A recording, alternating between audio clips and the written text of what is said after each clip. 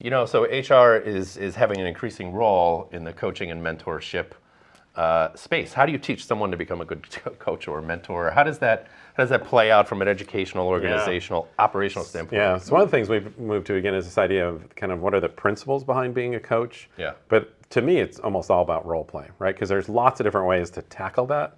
What we hope is that they, through different role plays, different cases, seeing how other people handle it, you get to find your voice in that wilderness that I know I couldn't do it like Chris, or I couldn't do it like Betty, but I could do it like Norm, right, or whoever, right? So I can see different examples.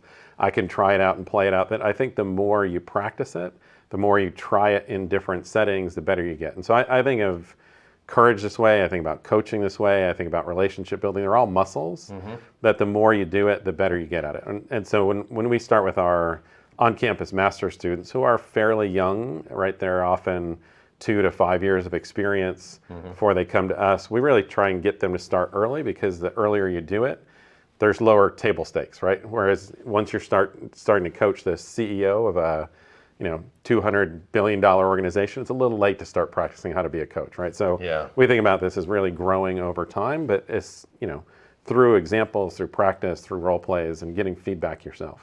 I'm sure in some of your consultation work that you do or executive education, I mean, having also an outside voice, somebody that's kind of observing your company or your particular dysfunction from outside, probably goes really far, doesn't it? Yes and like no, an arbiter, right? sort of? Yeah, so I think that a lot of this, though, is about context, right? Because you can bring in the outsider who can see the warts, but those sometimes warts are good, right? So, thinking about how those work in our organization, what those behaviors facilitate becomes really important. That's where I see having HR leaders as coaches as being much more powerful than hiring external coaches, because those external coaches are coaching at some general standard across the industry or companies in general, where that HR leader deeply knows the culture, they know the people on the team, they know the weaknesses and strengths of the people on it, so they can actually help do better coaching because of the depth of what they know about the organization and the people.